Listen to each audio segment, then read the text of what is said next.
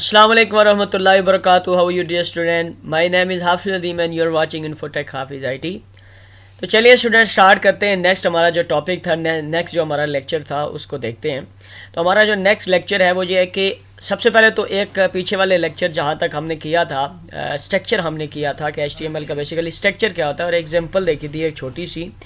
तो आज मैं उसी एग्जांपल को लेके थोड़ा सा उसको एक्सप्लेन करने वाला हूँ कि हमने करना क्या होता है। यहाँ पे आप देखें कि एक चीज़ बहुत ज़्यादा इम्पोर्टेंट जो कि आपको समझनी चाहिए और याद रखनी चाहिए। जैसे कि हम जब C या C++ का कोई प्रोग्राम लिखते हैं और जब हमारा वहाँ पे एरर होता है, जब आप उसको कंपाइल करते हैं तो या तो वो एरर कंपाइल टाइम आपको विजिबल हो जाता है, आ जाता है, यानी कि एरर आ जाता है, और या फिर आपका ये होता है कि कंपाइल टाइम ना एरर आके रन टाइम आपका एरर आता है। बट यहाँ पे HTML में ऐसा कुछ नहीं है, आपको यहाँ पे एरर कोई नहीं नज़र आता।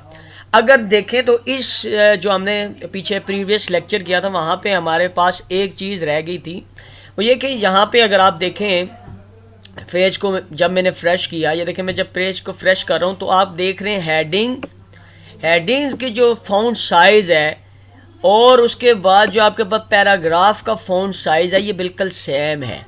बट ऐसा नहीं होता, पैराग्राफ का साइज़ अलग होता है, हेडिंग का साइज़ अलग होता है।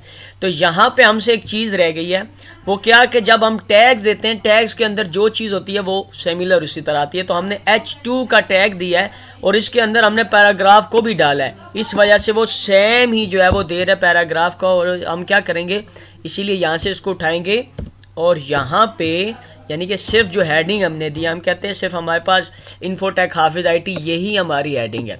अब होगा क्या, मैं इसको सेव कर देता हूँ। अब यहाँ पे देखिएगा हेडिंग मैंने दी और उसके बाद यहाँ पे पैराग्राफ दिया, मैंने इसको सेव कर लिया। अब मैं इसको जाके रिफ़्रेश करता हूँ दोबारा से।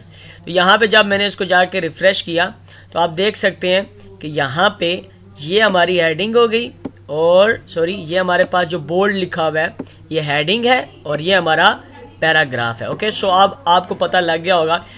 तो आपने यहाँ पे एक चीज़ नोट की कि पहले भी मैंने इसको सिंपली लिखा तो एरर नहीं आया मेरे पास। तो आप एक चीज़ समझिएगा कि याद रखिएगा कि एरर हमेशा जब हम C या C+ कोडिंग लिखते हैं तो हमारे पास कंपाइल टाइम या रन टाइम एरर आता है, बट यहाँ पे नहीं आता।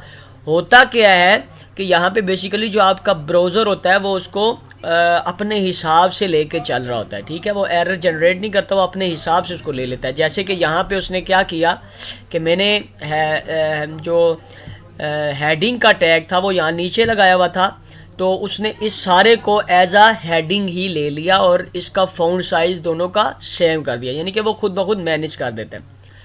तो यहाँ तक उम्मीद करता हूँ आपको ये चीज़ तो समझ आ गई होगी कि एरर को जनरेट नहीं करता कोई भी ब्राउज़र, वो अपने हिसाब से उसको चलाता है। ओके, सो अब हम देखते हैं थोड़ा सा हम जो एग्जांपल हमने देखी थी उसको एलुबरेट करते हैं और एलुबरेट करने की कोशिश करते हैं। तो यहाँ पे बहुत ज़बरदस्त बातें यहाँ पे हैं जो मैं आपको बताना चाहता था कि all HTML documents must start with a document type declaration doctype HTML। तो कोई भी डॉक्यूमेंट जो HTML डॉक्यूमेंट है ना वो हमेशा डॉक टाइप डिक्लेरेशन से स्टार्ट होगा। नंबर 1 बात आपने याद रखनी है। ओके, अगर मैं इसको यूँ कह दूँ कि ये नंबर 1 बात आपने याद रखनी है। ओके, इसी तरह नंबर 2, और ये बहुत इंपॉर्टेंट बातें हैं स्टूडेंट, ये आपको हमेशा हर कोई नहीं बताएगा। मैं जस्ट ये कहता हूँ आपको थ्योरी और प्रैक्टिकल दोनों करवा के आपका कॉन्सेप्ट बिल्कुल क्लियर करवा दूँ। बेसिकली बहुत सारे, मैं अगर आपको डायरेक्ट भी चाहूँ तो ये एग्जाम्पलें करवा सकता हूँ, खुद लिख सकता हूँ कोड, बट मैं कहता हूँ आपको थ्योरी भी आनी चाहिए, समझ भी आए कि ये हो क्या है। उसके बाद यहाँ पे दूसरा पॉइंट है कि the HTML document itself begins with HTML and ends with HTML /with HTML। Okay, तो ये याद रखिएगा कि स्टार्ट और एंड जो होता है वो HTML टैग से होता है। ओके, और उसके बाद कोई सा भी जो HTML डॉक्यूमेंट है, उसके बाद the visible part of the HTML document, ये याद रखिएगा जिसको मैं व्यू पोर्ट कह रहा था, visible part of the HTML document is between body, ठीक है, बॉडी का जो एलिमेंट है। सो ये बात याद रखिएगा, ये जो बॉडी का एलिमेंट है, मैंने क्या बताया था, बॉडी जो टैग स्टार्ट होता है, टैग एंड होता है, उसके दरमियान जो कुछ भी होता है वो एलिमेंट कहलाता है। सो बॉडी का जो एलिमेंट है पूरे का पूरा, ये सारे का सारा विजिबल पार्ट होता है, यानी कि बॉडी के अंदर जो आप लिखेंगे ये विजिबल पार्ट होगा। उसके बाद ये एग्जांपल हमने पीछे देखी थी, सिंपल सी है। ओके, तो इसी एग्जांपल को हम आगे लेके चल रहे थे। तो यहाँ पे देखते हैं, फिर कहता है जी डॉग टाइप। फिर इसके बारे में थोड़ा सा पढ़ते हैं, ये बहुत ज़्यादा इंपॉर्टेंट बात है, मैंने बहुत ज़रूरी समझा कि मैं आपको बताऊँ। याद रखिएगा कि the dog type declaration represent the document type and helps. किस वजह से हम इसको यूज़ करते हैं? ब्राउज़र टू डिस्प्ले, ये मदद करता है किसी भी ब्राउज़र को, बताता है कि ये पेज करेक्ट है कि नहीं, उसके करेक्टली होने का सबूत है, यूँ समझ लें आप, ठीक है। देखें, and help browser to display web pages correctly, कि वेब पेजेस को करेक्टली दिखाने के लिए ये डॉग टाइप ज़रूरी है। उसके बाद क्या होता है कि it must only appear once at the top of the page before any HTML tags. तो याद रखिएगा ये सिर्फ एक ही बार यानी कि सबसे टॉप पे एक ही बार इसको डिक्लेयर किया जाता है या लिखा जाता है। ओके, उसके बाद है the dog type declaration is not case sensitive. यहाँ पे मैं आपको बता देता हूँ कि केस सेंसिटिव का क्या मतलब है। ये कैपिटल लेटर्स में लिखा हुआ है, इसको आप जो है वो स्मॉल लेटर्स में भी लिख सकते हैं, डजंट मैटर। ये केस सेंसिटिव नहीं है। केस सेंसिटिव ना होने का मतलब ये है कि आप इसको बेशक बड़े लेटर्स में, कैपिटल लेटर्स में लिखें डॉग टाइप, या स्मॉल लेटर्स में लिखें, नो मैटर, कोई मसला नहीं है, आप दोनों तरीके से लिख सकते हैं। उसके बाद the dog type declaration for HTML is, dog type declaration जो है वो क्या है हमारे पास, ये है HTML के लिए जो डॉग टाइप डिक्लेरेशन है वो क्या है, डॉग टाइप और उसके बाद HTML। ओके, सो उसके बाद हम नीचे चलते हैं। HTML हेडिंग्स, जो हमने यहाँ पे हेडिंग दी हुई है, ये मोस्ट इंपॉर्टेंट बात है। वहाँ पे H1 भी मैं लिख सकता हूँ, क्या क्या लिख सकता हूँ ये हम देखते हैं। तो यहाँ पे आते हैं, तो आप देखें वो कह रहा है HTML headings are defined with the H1 to H6 tags. ये याद रखिएगा, आप H1 से लेकर H6 तक टैग्स यूज़ कर सकते हैं। बट यहाँ पे एक बहुत मज़े की बात है जो अभी आप सुनने वाले हैं कि H1 defines the most important heading sorry. तो याद रखिएगा जो H1 है ये मोस्ट इम्पोर्टेंट हेडिंग होती है, जो हमारे पास H6 होती है define the last important heading. इसका मतलब क्या है, आप H1 लिखेंगे तो ये ज़्यादा बोल्ड होगा, जो H6 है ये कम बोल्ड होगा, ये भी याद रखिएगा, ठीक है। तो इससे ये क्या कहना चाह रहा है कि H1 मोस्ट इम्पोर्टेंट हेडिंग है और H6 जो है वो लीस्ट इम्पोर्टेंट हेडिंग्स हैं। ओके, उसके बाद यहाँ पे एग्जाम्पल है, एग्जाम्पल में आप दे सकते हैं H1, H2 और H3, ये तीनों के तीनों हमने यहाँ पे यूज़ किए हुए, ठीक है। बट यहाँ पे मोस्ट इम्पोर्टेंट क्या है, अगर मैं आपको बताऊँ कि भाई यहाँ पे मैं आपसे पूछूँ कि मुझे बताएं कि मोस्ट इम्पोर्टेंट क्या है इनमें से, तो आप बताएंगे कि सर H1 मोस्ट इम्पोर्टेंट है, ठीक है। तो H1 मोस्ट इम्पोर्टेंट है रेदर देन H2 और H3 से। ओके, उसके बाद पैराग्राफ की तरफ आते हैं। तो HTML paragraphs are define with the P tag. ये देखें हमने ऑलरेडी P टैग यहाँ पे यूज़ किया हुआ है। सो ये पैराग्राफ टैग है सिंपली, इसमें और कुछ इतना बड़ा है नहीं बताने के लिए। ओके, सो यहाँ पे एक चीज़ है, इसमें बहुत ज़बरदस्त एक चीज़ है, मैं आपको अभी बता देता हूँ।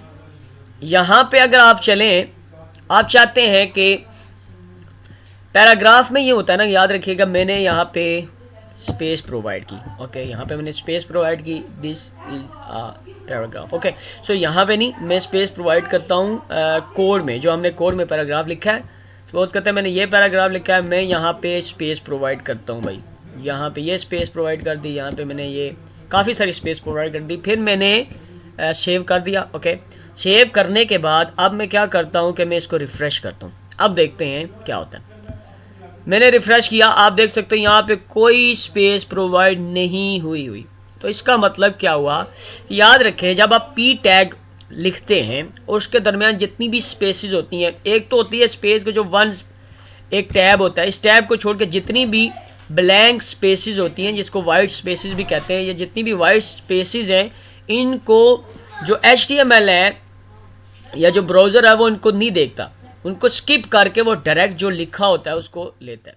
तो ये भी हमारे पास क्या है कि जब हम यहाँ पे आते हैं तो अगर मैं चाहता हूँ कि मुझे एज इट इज़ जैसे मैंने लिखा वैसा है, अगर मैं चाहता हूँ कि एज इट इज़ जैसे जस्ट लाइक मैं कुछ भी लिख रहा हूँ, इसको कैसे भी लिख रहा हूँ, ओके मैं इसको ना यूँ कर देता हूँ, थोड़ा सा अजीब लग रहा है, मैं इसको कैसे भी करके लिख रहा हूँ, लाइक मैं यूँ, अब मैं कहता हूँ ऐसा ही प्रिंट हो, बट मैं इसको सेव कर रहा हूँ पहले, बहुत ज़बरदस्त आपको चीज़ मज़े की बताने वाला हूँ। मैंने सेव किया, मैंने इसको रिफ़्रेश किया, नहीं भाई ये तो इसी तरह लिखा हुआ है, तो ये तो हमारा पी टैग है। अब मैं यहाँ पे एक आपको बहुत मज़े का टैग बताने लगा हूँ, प्री। आप यहाँ पे लिखेंगे प्री और एंड पे भी लिखेंगे प्री।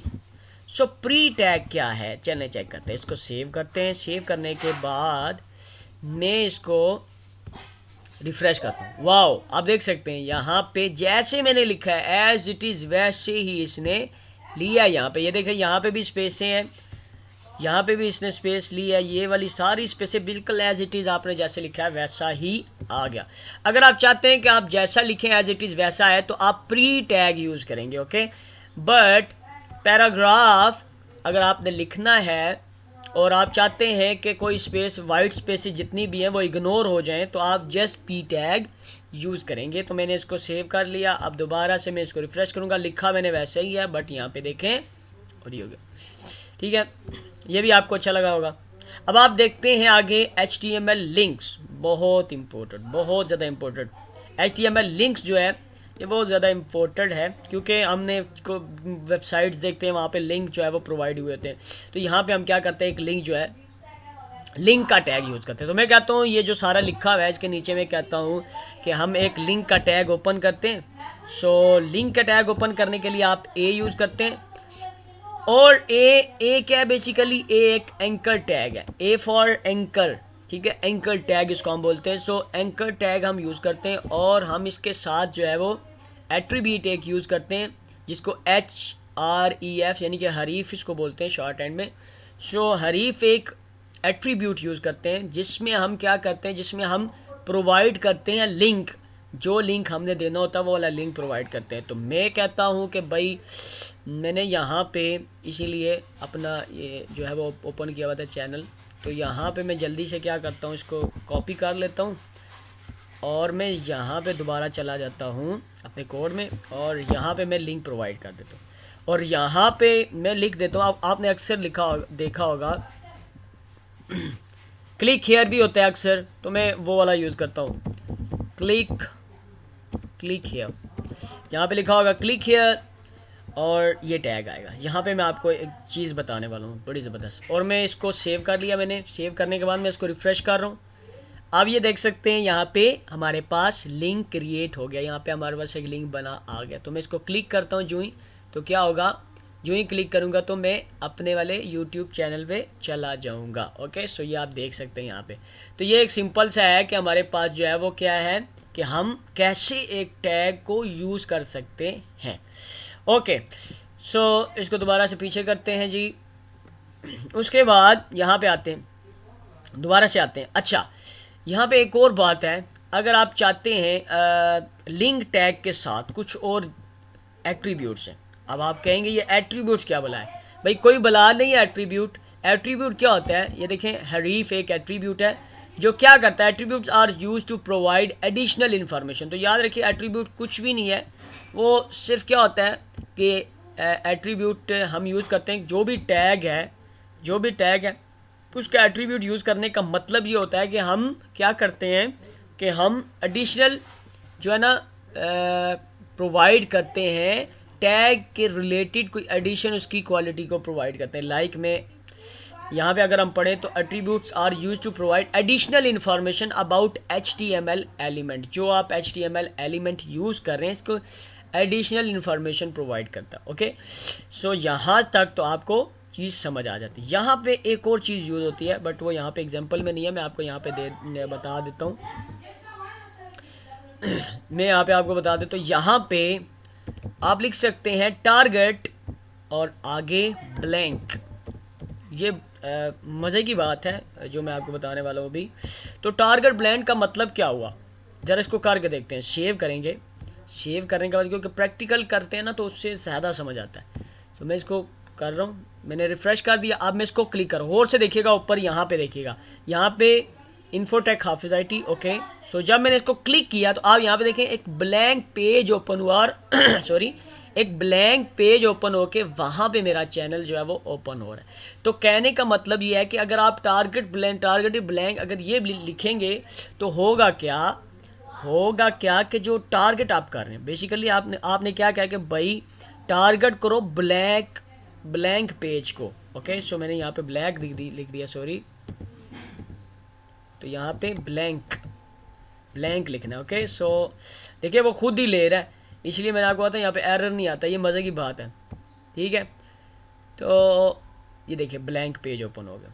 सो ये आप देख सकते हैं कि यहाँ पे कितने मज़े की चीज़ है कि हम ब्लैंक पेज में अगर ओपन करना इसी में करना चाहते हैं तो हम ये वाला जो एट्रीब्यूट है ये नहीं लिखेंगे और उसी पेज में ओपन हो जाएगा। बट कोई चीज़ ऐसी होती है आप क्लिक करते हैं तो वो दूसरे पेज में ओपन होती है, तो वो कोई बड़ी चीज़ नहीं है, वो सिंपली क्या होता है, टारगेट ब्लैंक उसको किया होता है। तो उम्मीद करता हूँ कि आप आज का लेक्चर पसंद करेंगे और इस चैनल को सब्सक्राइब करेंगे और ज़्यादा से ज़्यादा शेयर करेंगे। अगर आपको ये वीडियो पसंद आई है तो आप अपने फ्रेंड्स को लाजमी शेयर कीजिएगा, और जो नए आने वाले हैं वो मेरे चैनल को सब्सक्राइब करें। थैंक यू वेरी मच, जज़ाकल्लाह।